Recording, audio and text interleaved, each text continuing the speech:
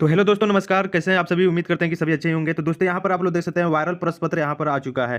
तो अभी अभी ओरिजिनल वायरल प्रश्न पत्र है, तो ये 100% ओरिजिनल प्रश्न पत्र यहाँ पर आ चुका है। तो चलिए हम इस वीडियो में आप लोग को जल्दी जल्दी से ऑब्जेक्टिव क्वेश्चन का आंसर बता देते हैं और इसका सब्जेक्टिव भी बताएंगे इसी वीडियो में। पूरा का पूरा आप लोग देख सकते हैं, यही क्वेश्चन आप लोग के एग्जाम में आया हुआ है। चलिए अब जल्दी जल्दी से हम लोग क्वेश्चन का आंसर कर लेते हैं। आप लोग जल्दी से क्या कीजिए, हमारे चैनल को लाइक कर दीजिए, सब्सक्राइब कर दीजिए, अपने दोस्तों में भी ज़्यादा से ज़्यादा शेयर कर दीजिए। चलिए यहाँ पर पहला नंबर क्वेश्चन देखते हैं। यहाँ पर देख सकते हैं आप लोग, पहला नंबर क्वेश्चन यहाँ पर दिया गया है कि एक न्यूटन मीटर बराबर होता है। तो इसका राइट आंसर क्या होगा? तो पहला का राइट आंसर हो जाता है 1 जूल, यानी कि ऑप्शन नंबर डी। पहला का क्या हो जाएगा? तो ऑप्शन नंबर डी हो जाएगा। ठीक है, चलिए 2 नंबर क्वेश्चन दिया गया है कि संपीड़ित कंपनी में संचित ऊर्जा है। तो इसका राइट आंसर क्या हो जाएगा? तो हो जाएगा ए में देगा कि गतिज, ध्वनि, स्थितिज, और डी में देगा इनमें से कोई नहीं। तो देखो 2 का राइट आंसर हो जाएगा ऑप्शन नंबर सी हो जाएगा। ठीक है, 2 का सी हो जाएगा। तो आप लोग जल्दी से लाइक कर दो और सब्सक्राइब कर दो। ठीक है, चलिए 3 नंबर क्वेश्चन दिया गया है कि ऊपर से नीचे की ओर स्वतंत्र रूप से गिरते हुए पिंड में कौन सी ऊर्जा होती है? तो 3 का राइट आंसर क्या हो जाएगा? तो 3 का राइट आंसर क्या हो जाएगा? तो ऑप्शन नंबर बी, केवल गतिज ऊर्जा हो जाएगा। ऑप्शन नंबर बी हो जाएगा 3 का। ठीक है, चलिए अब 4 नंबर क्वेश्चन देखते हैं। दिया गया कि कार्य करने की दर को कहते हैं।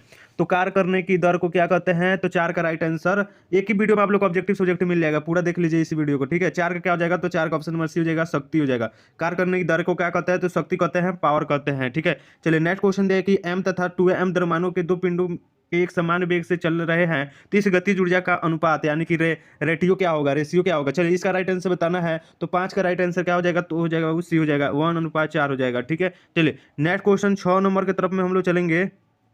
यहाँ पर आप लोग देख लीजिए, पहले आप लोग को साफ साफ नहीं दिख रहा होगा तो आप लोग यहाँ पर देख लीजिए, क्वालिटी बढ़ाकर आप लोग देख सकते हैं, क्योंकि जो क्वेश्चन भेजा है वो साफ साफ नहीं भेजा है। ठीक है, तो देखिए यहाँ पर दिया गया कि शक्ति का ऐसे मात्रक क्या होगा 6 नंबर में। शक्ति का ऐसे मात्रक तो आप लोग जानते हैं कि वाट होता है, यानी कि इसका राइट आंसर 6 का ऑप्शन नंबर सी हो जाएगा। तो जो विद्यार्थी अभी तक लाइक सब्सक्राइब नहीं किए तो कर दीजिए। चलिए यहाँ पर 7 नंबर क्वेश्चन देखिए, यदि 2 व्यक्ति अलग अलग प्रत्येक 5 kg की 2 वस्तुओं में 30 मीटर की ऊंचाई पर क्रमशः 2 तथा 4 हैं, तो वस्तु की क्या होगी? तो चलिए तो ये हो जाएगा केवल पहले व्यक्ति द्वारा अधिक होगा, यानी कि 7 का राइट आंसर हो जाएगा ए। चलिए 8 नंबर क्वेश्चन देखते हैं कि एक भवन की ऊंचाई 72 मीटर है, तो 60 kg का एक मनुष्य पर तक चढ़ने की कितना कार्य करेगा? चलिए तो 8 का राइट आंसर क्या हो जाएगा? तो हो जाएगा 72 जूल। चलिए नेक्स्ट क्वेश्चन दिया गया है, यदि 5S में कोई मशीन 640 जूल कार्य करती है तो मशीन की शक्ति क्या होगी? तो 9 का राइट आंसर हो जाएगा ऑप्शन नंबर बी, 64 वाट। चलिए 10 नंबर क्वेश्चन देखते हैं कि आवृत्ति का ऐसा ही मात्रक क्या होता है? तो आवृत्ति का ऐसा ही मात्रक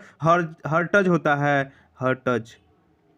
तो हर्ट्ज इसमें कहीं दिया ही नहीं है, चलिए इसको छोड़ दीजिए। 10 नंबर 11 नंबर क्वेश्चन देखते हैं कि कैल्शियम फास्फेट का सही सूत्र क्या होता है? तो 11 का राइट आंसर क्या होता है? CA3PO4 का होल ट्वाइस हो जाएगा, यानी कि इसका राइट आंसर हो जाएगा ऑप्शन नंबर डी। 11 का डी मारिएगा, सही जवाब हो जाएगा। चलिए नेक्स्ट क्वेश्चन दिया कि 5 मोल NH3 यानी कि 5 गुना 17 15 17 क्या हो जाएगा बाबू? तो 85 हो जाएगा। ठीक है, चलिए इसका राइट आंसर क्या हो जाएगा बाबू? तो हो जाएगा ऑप्शन नंबर बी हो जाएगा। 12 का क्या हो जाएगा? तो 5 मोल NH3 का द्रव्यमान क्या होगा? तो हो जाएगा 85 हो जाएगा। चलिए नेक्स्ट क्वेश्चन दिया गया है कि सब आप लोग फैला दो वीडियो को। ठीक है, पूरे स्टूडेंट के पास जाना चाहिए, ग्रुप में आप लोग शेयर कर दो पूरा का पूरा, जितना जल्दी हो सके उतना जल्दी। देखिए नेक्स्ट क्वेश्चन दिया कि दिया गया है कि 100 ग्राम कैल्शियम में उपस्थित मोलों की संख्या क्या होगी? तो 13 का राइट आंसर क्या हो जाएगा? तो इसको छोड़ दो, आप लोग 5 को छोड़ देना है। जल्दी जल्दी से देखते हैं। कैल्शियम में Ca की संयुक्ता है, तो कैल्शियम में Ca की संयुक्ता क्या होती है? वो तो होती है +2, यानी कि 14 का बी हो जाएगा। 15 नंबर क्वेश्चन देखेंगे, दिया गया 15 का राइट आंसर क्या हो जाएगा? तो 15 का भी छोड़ दो आप लोग। चलो 16 नंबर देखो, आयरन का लैटिन नाम क्या होता है? तो फेरम होता है, यानी कि 16 का सी हो जाएगा। चलिए 17 नंबर क्वेश्चन दिया गया कि CO का मोलर द्रव्यमान कितना है? तो हो जाएगा 44 हो जाएगा, ऑप्शन नंबर डी हो जाएगा। ठीक है, चलिए 18 नंबर क्वेश्चन देखेंगे हम लोग। दिया गया है कि आणविक द्रव्यमान 120 वाले यौगिक का सरल CH3O क्या होगा? चलिए 18 का क्या होगा? तो 18 का भी छोड़ दो। 19 नंबर देखते हैं कि अमोनिया NH3 में नाइट्रोजन की संयुक्ता है, तो 19 का राइट आंसर हो जाएगा 3, यानी कि ए। आप लोगों से बोले थे थोड़ा जल्दी क्वेश्चन भेज देना चाहिए आप लोगों को, तो आप लोग लेट से भेजे, इसलिए लेट से हम वीडियो बना रहे हैं। चलिए 20 नंबर क्वेश्चन देखिए, एथेनोइक अम्ल का आणविक सूत्र यानी कि C2H4O2 में कौन सा सरल सूत्र है? तो 20 का राइट आंसर क्या हो जाएगा? तो ऑप्शन नंबर बी हो जाएगा। ठीक है, चलिए नेक्स्ट क्वेश्चन देखते हैं कि गेहूं किस प्रकार की फसल है? तो गेहूं जो है वो हो जाएगा रबी फसल है, यानी कि 21 का ए हो जाएगा। ठीक है, 21 का ए हो जाएगा, आप लोग ऑप्शन नंबर ए मार लेना। चलिए देखिए नेक्स्ट क्वेश्चन दिया गया है 22 नंबर का होगा, तो हो जाएगा ऑप्शन नंबर सी हो जाएगा। ठीक है, चलिए नेक्स्ट क्वेश्चन दिया गया है कि निम्नलिखित में से कौन सी प्रजाति स्वदेशी गाय है? तो इसका राइट आंसर स्वदेशी गाय है, तो हो जाएगा ऑप्शन नंबर बी, 23 का हो जाएगा होलस्टीन फ्रिजियन। चलिए नेक्स्ट क्वेश्चन देखिए, दिया गया है 24 नंबर में कि निम्नलिखित में से कौन बुधिया बनाए गए नर है, सॉरी बंधिया बनाए गए नर है, तो सांड हो जाएगा। चलिए 24 का भी हो जाएगा। नेक्स्ट क्वेश्चन दिया गया है, ध्यानपूर्वक देख लीजिए कि निम्न में से कौन हमारे देश में पाई जाने वाले भैंस की एक प्रजाति नस्ल है, तो जाफराबादी, यानी कि ऑप्शन नंबर डी हो जाएगा। 25 का डी हो जाएगा, आप लोग मार दीजिएगा। चलिए 26 नंबर क्वेश्चन, आप लोग एक बार लाइक कर दीजिए, चैनल को नया तो सब्सक्राइब कर दीजिएगा, ठीक है। चलिए देखिए, खली या तेल केक तथा गुण पशु के आहार में कौन से भाग है, तो हो जाएगा, दिया गया कि खली या तेल केक तथा गुण पशु आहार के कौन से भाग के हैं, तो हो जाएगा ऑप्शन नंबर बी हरा चारा। चलिए नेक्स्ट क्वेश्चन देखते हैं, दिया गया है कि निम्नलिखित में कौन हरित गैस नहीं है, तो हो जाएगा ऑप्शन नंबर बी CFCl3। चलिए नेक्स्ट क्वेश्चन देखते हैं, 27 का भी हो जाएगा। 28 नंबर की वायु में लेड प्रदूषण के लिए कौन जिम्मेदार है, तो शीशा रहित पेट्रोल जो होता है वही जिम्मेदार होता है। 28 का सी हो जाएगा। नेक्स्ट क्वेश्चन देखिए, वायु प्रदूषण के लिए निम्नलिखित में से वाहन द्वारा उत्सर्जित नहीं होता है, तो 29 का राइट आंसर हो जाएगा ऑप्शन नंबर सी, यानी कि फ्लाइंग एस। चलिए नेक्स्ट क्वेश्चन देखते हैं कि निम्नलिखित में से कौन एक अम्ल वर्षा के लिए उत्तरदायी है, तो SO2, यानी कि क्या हो जाएगा, ऑप्शन नंबर ए हो जाएगा। चलिए 30 का ही हो जाएगा। 30 के 30 मैं बता दिया हूँ, जिसमें से आप लोगों को 5 को छोड़ के बना लेना है। चलिए इसके बाद में हम लोग देख लेते हैं खंड बी, यानी कि सब्जेक्टिव। एक ही वीडियो में दोनों देख लेते हैं। तो यहाँ पर देखिए 1 किलोवाट घंटा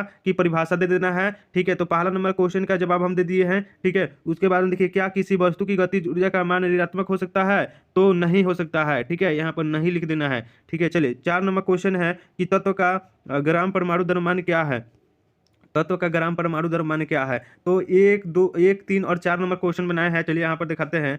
चलिए यहाँ पर नीचे बढ़ते हैं जैसे जैसे, तो देखिए यहाँ पे 1 किलोवाट घंटा का परिभाषा देना है। तो देखिए एक इकाई विद्युत ऊर्जा जब 1 किलोवाट भार 1 घंटा के लिए कार्य करता है, तो खपत ऊर्जा को 1 इकाई बिजली कहा जाता है, जिसे हम लोग 1 किलोवाट घंटा कहते हैं। चलिए तो ये हो जाएगा आप लोग इसका उत्तर हो जाएगा पहला का। उसके बाद में क्या गतिज ऊर्जा का मान ऋणात्मक हो सकता है, तो देखिए किस वस्तु की गतिज ऊर्जा शून्य या धनात्मक हो सकती है, लेकिन ऋणात्मक नहीं हो सकती है, तो इसलिए यहाँ पर लिखिएगा कि नहीं हो सकती है, ठीक है आप लोग, ठीक है। चलिए उसके बाद में देख लीजिए यहाँ पर ग्राम वाला, 1 ग्राम परमाणु का अर्थ उस तत्व के मूल का द्रव्यमान परमाणु भार के ग्राम के बराबर होता है।